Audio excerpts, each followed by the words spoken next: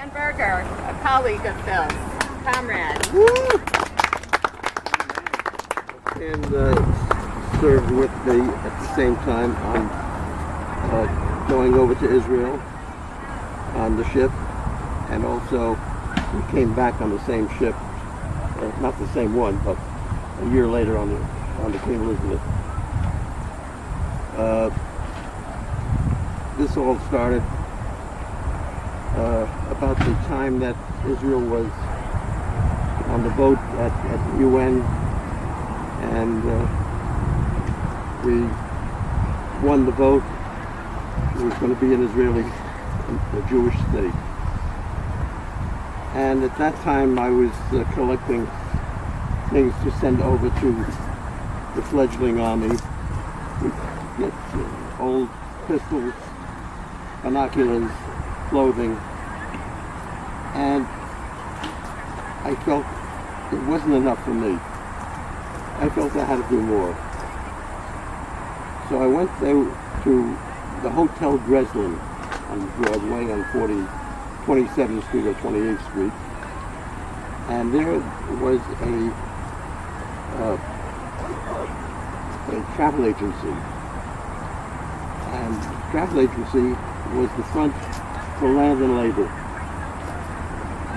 an organization that was signing up anybody that was willing to go to Israel to fight. Under whose auspices is Land and Labor? It was probably the American Zionist. Yeah. Actually, they weren't signing up to go fight in Israel. They weren't allowed to do that because against the American law. So what they did, they wanted to sign up to work on a kibbutz to relieve a kibbutznik who would join the army. Ostensibly, that was the plan. Except we were told to get passports, saying that we wanted to go to Europe. We made application, and we waited for our passports. 1 week, 2 weeks, 3 weeks, 4 weeks. No passports. Call up Washington. Where's the passport? Got no answer.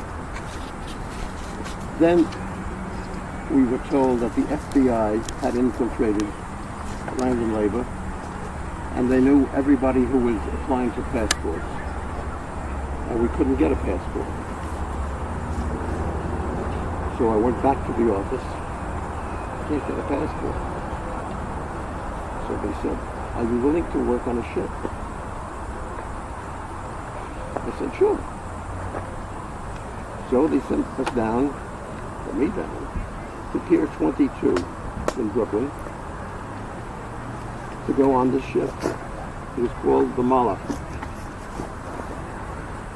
It was a Panamanian ship that was originally built in 1895. It was built to be the President Teddy Roosevelt's presidential yacht. And it was in the service of the Army. It had served as a presidential ship, and it was sold for scrap because a boiler had blown up, one of the two boilers, and it was bought by but it was bought by the Israeli government through their friends in the States. It was meant for scrap. So we were on the ship. We were roughly 32 crew members. And we had to fix the ship up. And we had to storage it, put food in the ship, make sure everything worked. And all of a sudden we got the notice the ship was going to sail. So we hurried on the ship and we sailed. But as soon as we got outside of the harbor, it was the first breakdown. It was the breakdown which is the worst kind. It was the rudder, Huh. which is in the real back of the ship. And in those days, it wasn't automatic or by a computer. It was steering, and the steering rod went down and then back to the rudder, and we had to fix the connection there, which is the worst place to be if you've never been on a ship. That's the place you get seasick. So we finally fixed it, sick as a dog, got up, and our job, Stanley's and mine, and 10 others, was to be able-bodied seamen. We were supposed to sail the ship and steer it. They were going to tell us what the compass reading would be, and based on the compass reading, we would hold the wheel and try to keep it on that compass. It was 12 hours. It was a shift of 4 hours. An hour and 20 minutes on the wheel, an hour and 20 minutes on the bridge, lookout, and an hour and 20 minutes in the front of the ship. See that we weren't going to hit anything. It took us 30 days to cross the Atlantic. Every day another breakdown. Every day something else went wrong. We finally got through Marseille, but pardon? To France. To France, yeah. How did we live on this ship? I mean, every day, whether we had enough water, whether the machines would make enough water, or what had to be fixed in the engine room, and it was a sight. To clean our clothes, we didn't wash our clothes in the wash business. We took out, like on my pants or my shirt, I would put a rope through it, tie a knot, put it in a bucket of soap water, throw it overboard. The sea would clean my shirt. Came back a little stiff, but it's fine. None of this laundry tokens business, guys. None of The desalination pump broke down, so we had no fresh water. So we were showering and washing the salt water. Well, the trip over to Marseille took us a month. When we got to Marseille, we left the ship, we did a shmirah, because the carpenters came on the ship. And the carpenters built racks, like racks on the ship, like you see in the movies, or where you see that they had in concentration camps, that were 3 up and 3 deep. I have a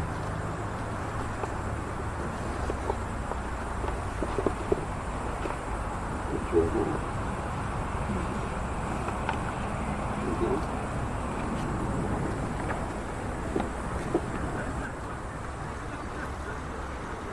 And why were you building these? They built those for people with these For refugees. yeah, these are the refugees. That picture was taken on the ship. This is a picture. Those of you who are religious. There were religious, irreligious people on the ship. I never saw this one. I'll show you up here. Gotta save it. This is a picture of the ship, and pass it around. Right?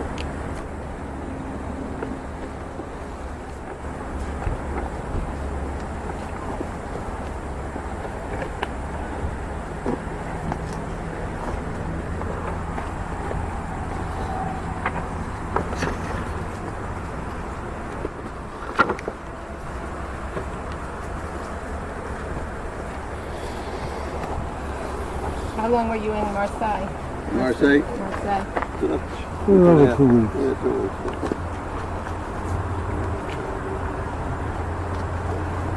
was 47? 48. 48? This is the ship as they were unloading In Israel or in France? in Israel. When did the ship finally arrive in Israel? Beginning of July. How many days after you got to France? It was Well, if you were 2 weeks in France, how long did it take to get from France? another week to another week on at sea. And you still work the ship? I left the ship at that point. Did anybody?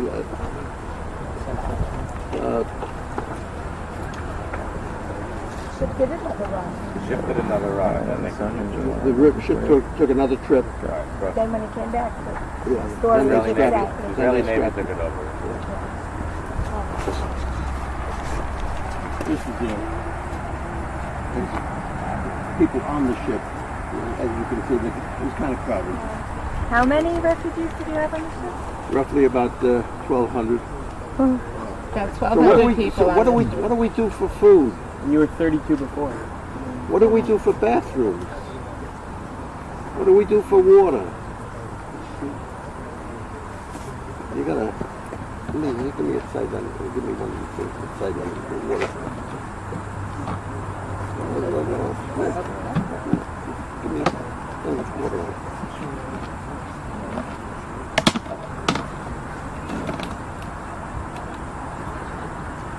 That's how much water everybody was allowed. For a day. You could do anything you want with it. You could wash, you could drink it, you could save it. That's all you got.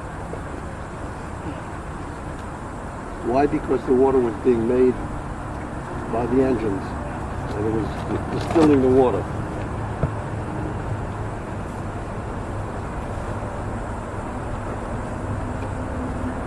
Well, the food was easy. The first day they had fresh bread. Next day was in stale.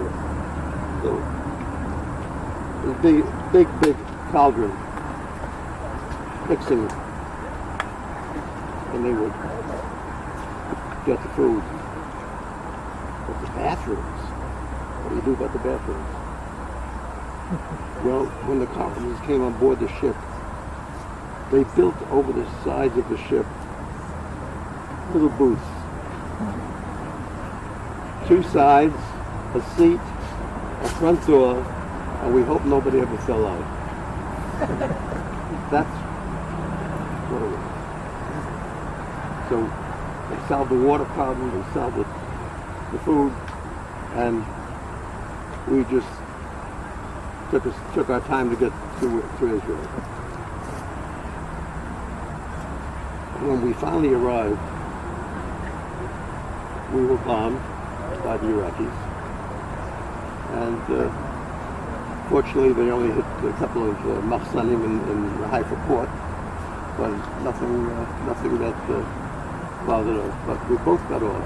Stanley and I both got off the ship, and we went to Petah Tikva. He has cousin in Petah Tikva, and I knew I had a relative there. So when we came into Petah Tikva, I said, anybody here know the family Zahavi? Sure. Down the street, 3 blocks down on the left-hand side. So I found the house of Zahavi. And I knocked on the door. And they said, well, what are you doing? Who are you? I said, I'm related to you. How are you related to me? I don't know. But I know I'm related to you. So we had to figure out who, what, when, and where. It turns out that my grandmother and their mother were sisters. So that was my relation in Petah Tikva.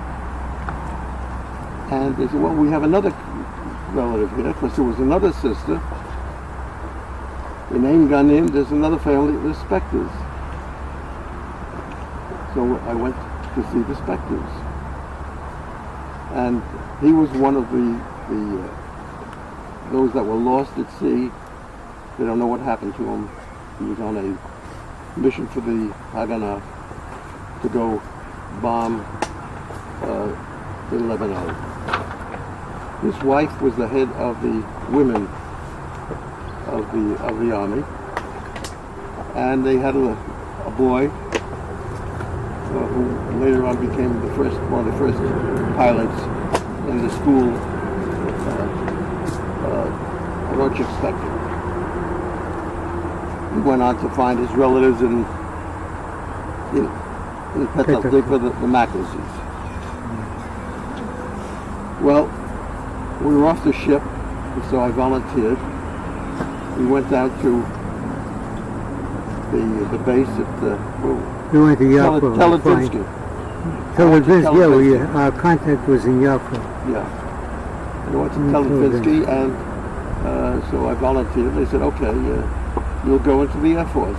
The Air Force was all English. By the way, when you go into Jerusalem, you will never find where the first Air Force base was. It was in the Katzlava. Yeah. Right there in the park, there was a Landing strip. nice landing strip. That was the first landing strip in Jerusalem. It's right beneath the Israel Museum. Like at the bottom of Gan Bottom of Gan Gan Sacher. There's a Nice church place there. for a landing right? strip. Right before the church. Right before the church. You learned something. They were much smaller planes then. The next war is on Kanfei Nishardin. Yeah. That's where it got its name. It was the only straight road in Jerusalem, and planes could land on it. That's why they called it Kanfei That's why they called it Nishardin. Kanfei Nishar. It's a good place to get food, though, actually. Kosher food is very clean. Well, then I was in the Air Force, and I took a course by the Air Force on decoding, because everything was in English. And so they first sent me to Revivim. Revivim was the furthest kibbutz in the Negev towards Egypt. And in order to get there, I had to take a plane, a DC-4, which they then had, which were flying over to bring supplies to the Negev, because the Negev was cut off at the time. So that it was 7 minutes up, 1 minute flying time, 7 minutes down. And so I got a plane ride up there, and I had a hitchhike, if there was such a thing then, to Revivim to find a place on my own. When I got there was nothing to do, because we couldn't use the airfield, because the Arabs were on the exact opposite side of the airfield, called Bir Asluch. And so I was there for a week, and they said to me, well, you have to do something. I said, I'll do Shmirah. Okay, which would you like? I took the night Shmirah. Why? Because at night, at 12 o'clock, you got extra food, and I could sleep in the cave. If anybody ever takes a tiyul in Israel and goes to Revivim, there's a huge cave there, and that's where I slept, and that's where everybody actually slept in the cave. This is a picture of Revivim.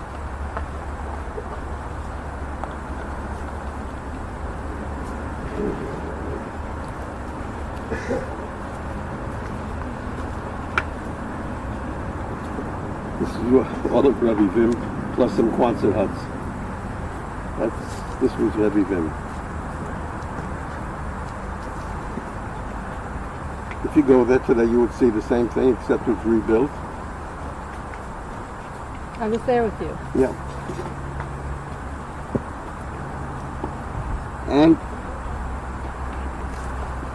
I was then stationed in Jerusalem, and then I was stationed in Beersheba after they took the Negev, or when they broke the Negev, and that was the end of fighting in Israel, really.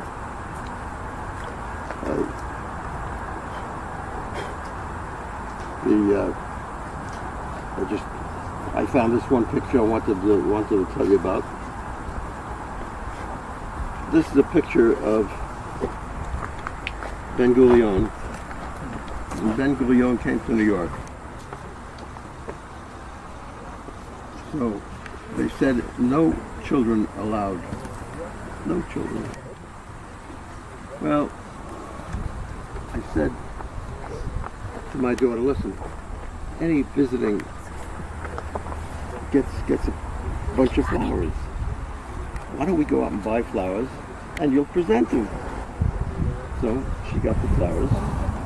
We went up to the Hotel Plaza, You're there. 57th. Right. And Ben Gurion came out. He said, "Where's the Galach?" He was one of the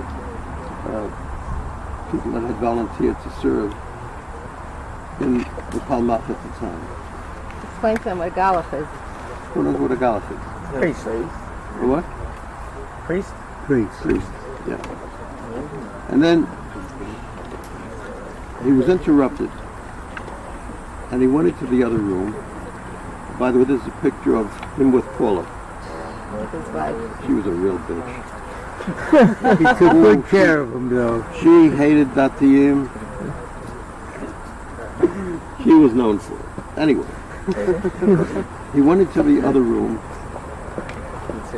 and when he came out, he said, "I just spoke to President Truman, ex-President Truman. I wanted to thank him for what he had done for Israel, and this was on the occasion of my visit, etc."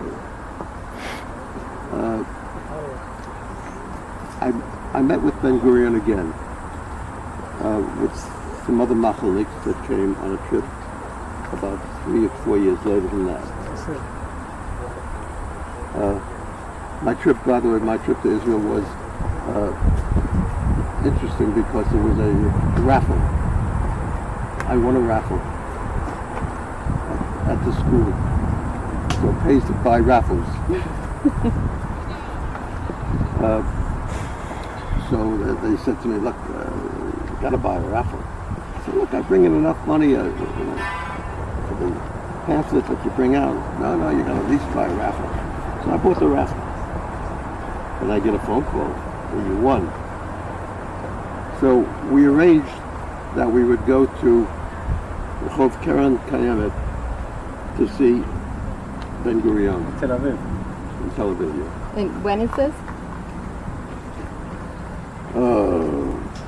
67.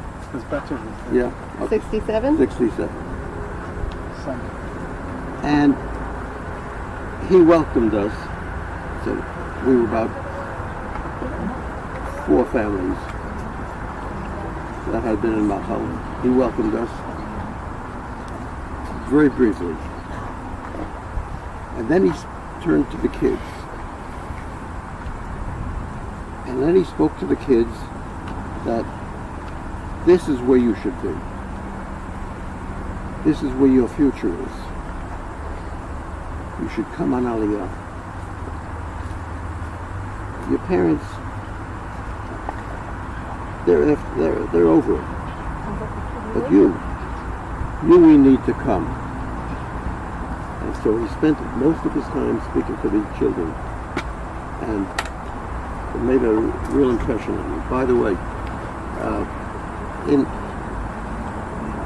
on one incident coming on back to the ship, when we loaded the ship, when the carpenters had finished with the ship, So we got back on board the ship, and we sailed down from Marseille to a port right nearby called La Ciotat in the middle of the night. And there they anchored the ship near the breakaway, and we truckload after truckload of Plitim came Refugees. from the camp of Grand Arenas, truckload after truckload in the middle of the night with little Pekala coming on board the ship, and that's all they had. If they had pictures, if they had clothing, they came with young children, and they boarded the ship quietly, and we left the port in the morning. We went to Israel. How'd you come back in '67? You had a passport? He didn't have a passport. Did you He have a couldn't get a passport when you left? passport. I couldn't get a He passport. couldn't get one. Over 20 years. I got a passport because they never knew I had existed. Because in order to get out of Israel, we had to give them a letter. You did too. No, but I knew the girl. The lesson of You life. knew the boys. girls in other places. You not there. gotta know the girl. You gotta know the right women. So therefore, she typed up a letter for me saying, Philip Levine was not in the army and did not swear allegiance, and therefore I was able to get a passport from the American Embassy. He got got it? a passport. He got travel papers. I got a Travel documents. Okay. I got a letter from the Army here saying that I did not pledge allegiance to Israel, but you didn't but I say that. did serve in the service. Okay, And that's what fouled this me is up. my passport, You knew the wrong girl. 1948. And it has over here, this passport is valid only for use in returning to the United States of America before June 11, 1949. What number is yours? Passport number 73. Mine was 76. But you didn't get it? You used the passport to get back It home? was only To for get one back? use. It I was, got Just the for that same one use? passport. But you couldn't get a passport to leave again. No. That's why you never came back. Yeah, he could never get a passport to leave. So they could Every year he would apply and they would just ignore him. And you got one when in 76? 76 was the first time he came here. You didn't know the right girl. Stanley, you had to talk to Phil to find out who was the right girl. See, boys, you got to speak to the right women. Don't worry, you don't have to teach them that. They're good at that. They're good at that. They teach us. They're good. They know. Phil, Yes. why'd you do it? How old are you boys? Well, I was 19 when I went. Adventure. That's how old I was. So why aren't you making a regular aliyah? We're working on it. We're working on it, Phil. We're working on it. Good. Why don't you make aliyah? Some of us want to. So then do it. Don't listen to your parents. 10% of last year's. Whatever you did before, you can go back to school. Then, first of all, you can go back and study, and then hopefully you might even be able to get a job. Because jobs ain't so easy.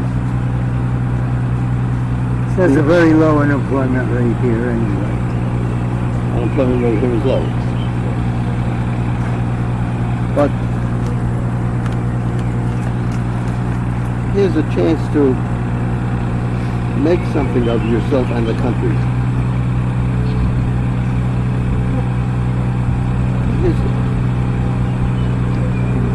You know, I moved here with 3 girls, and I once said to my wife, I said, when I'm died, bury me in Israel. And you know what she said? He said, who did you live with? So that Shabbat, after lunch, sitting around, I said, girls, what do you say we all live in Israel? And they all said yes. All right. So I had one daughter in college in Bar Ilan, so she didn't have a vote. She was already here. Then I had one that was finishing high school at Stern, and one that was about to start high school in Teaneck. So I said, okay, how are we going to do this? How are we going to make Aliyah with the... Well, the younger one I sent to an Ulpana in Kiryat Motzkin.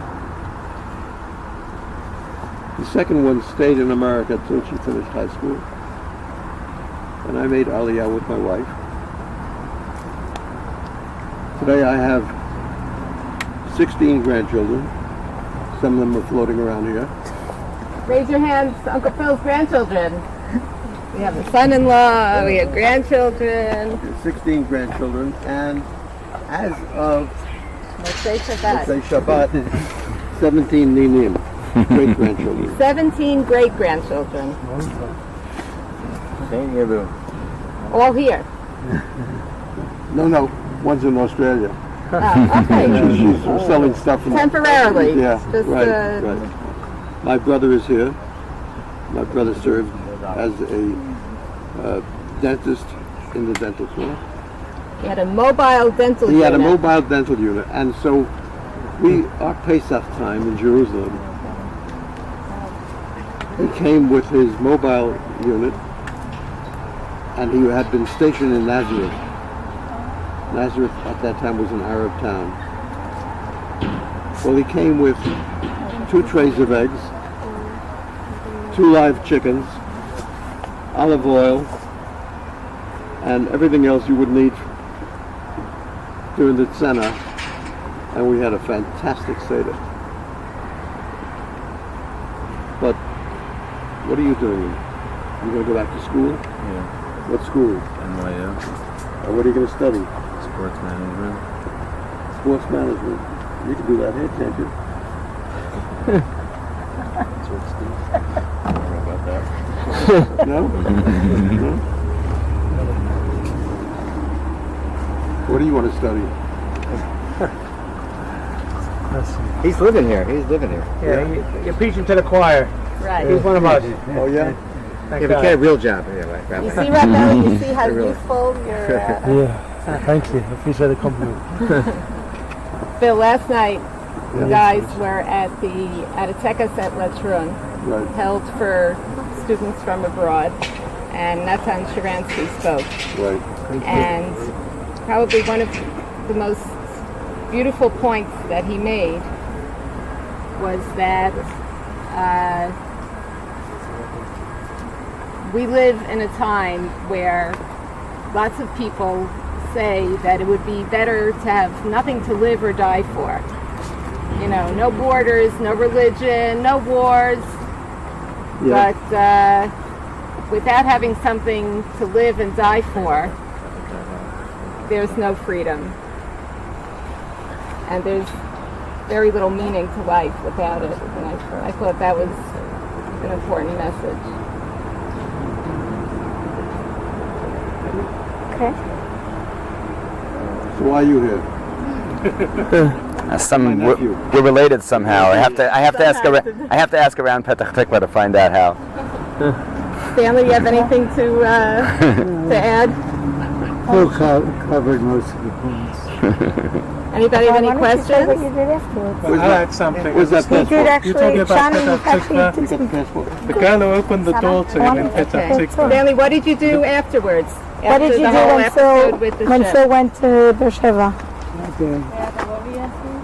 I was in the Air Force Squadron 505, and then we steered it by remote control, and the first motorboat hit the ship and blew it up.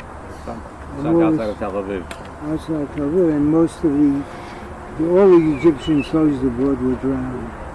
And the second motorboat was unloaded with dynamite, and it's now in the Athlete Haifa Museum, Naval Museum, and it tells you the story of that ship. Bet you never knew that one, huh? When was that? There's That one was- thing I'll that was say. 40 Phil That said that was before. October 23rd, 1948. When Phil got to Petah Tikva and a girl opened the door, she's now quite an old woman, she's living in Katamon, and she said to me, she was this handsome man standing there, the boy standing there, and she asked him, where have you come from? He said, I come from America. She just couldn't understand, because she was convinced that there was going to be a second Holocaust here.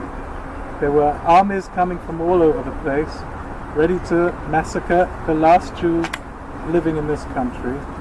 Why would somebody come from America to be killed here? It made no sense to her at all. So you understand it wasn't, they didn't come on a joyride. That was the state of what was happening in this country at the time. That the situation was so desperate that most people just thought that there was no way out. And that was what these two young men came to. It wasn't only that, they had already served as soldiers in World War II. They had gotten out alive from World War II. And they could have just... No, I was couldn't have too forgotten young. it again. I was too young. He served Man, in the Sammy Navy. was, Tonight, right? Sammy was a little older. I was 2 years. He was the old man. Mark Keston. I was 3 years in the Pacific during World War II. Eating rice, but there was nothing else. Took me a while to remember your And first 2 name. years in the Pacific, never got home. This day he doesn't eat rice, by the way. That was enough. Not because of... For 3 years he ate rice. Very difficult to keep kashrus in the Navy, very difficult. Anyway, that's our story.